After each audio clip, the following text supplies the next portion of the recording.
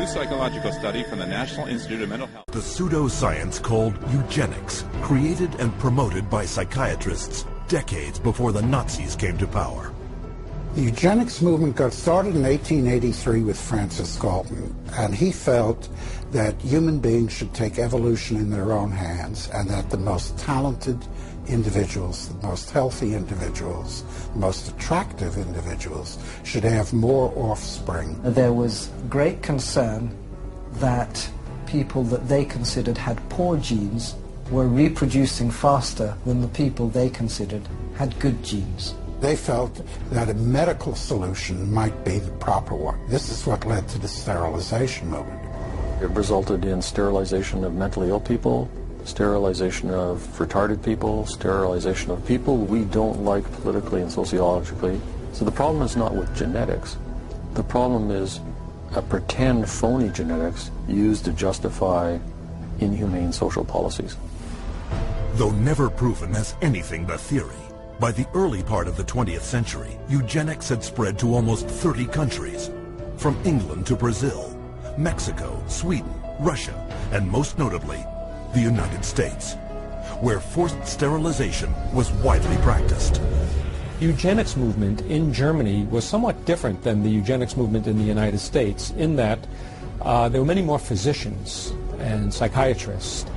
Alfred Plutz was one of the pioneers in the German eugenics movement and how to control the population of those whom he considered inferior. In 1905, along with his brother-in-law, Ernst Ruden, he established the first organization for racial hygiene.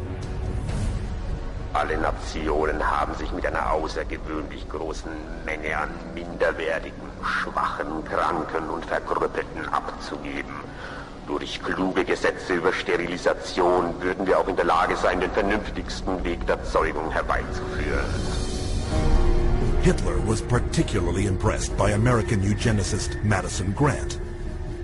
Grant's book, The Passing of the Great Race, was proclaimed by Hitler as his personal Bible.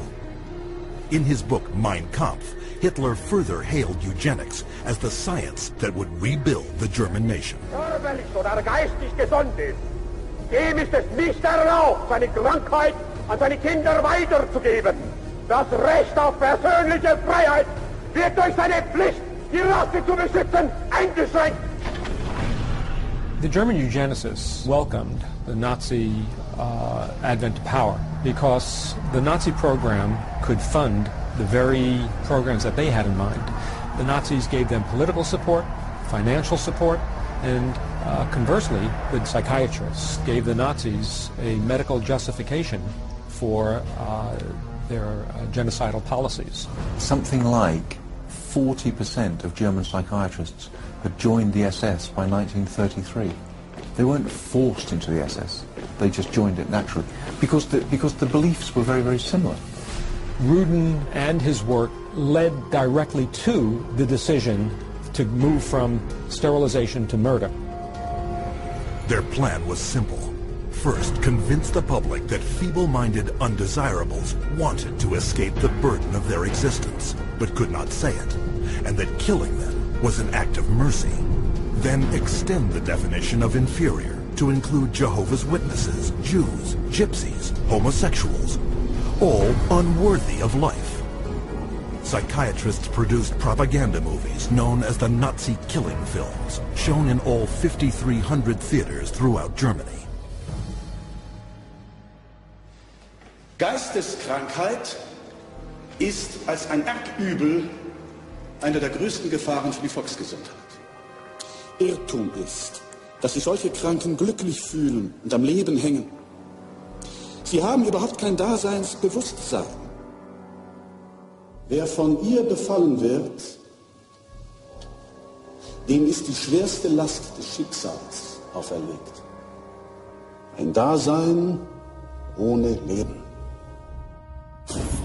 It first started with passive violence, which is starvation. It then intensified to lethal injections, and finally it developed into systematic gassing and cremation. Their headquarters were established in Berlin under the infamous codename T4. T4 program was named after Tiergarten 4, which essentially resulted over a period of time in the murder of about 70,000 people who were deemed mentally retarded, emotionally distraught, or physically handicapped by the Germans. They were called life unworthy of living. The killing, piloted in psychiatric institutions across Germany, then moved into the concentration camps, with top German psychiatrists as the executioners. Paul Nietzsche, the T4 director, declared, Das Aussortieren in den Konzentrationslagern lief etwa genauso ab wie in den Nervenheilanstalten. Und mit selbigen Erfassungsbögen. 6 million Jews died in concentration camps and as a result of Nazi extermination policies. Rudin congratulated Hitler for making his, that is Rudin's, 30-year dream come true.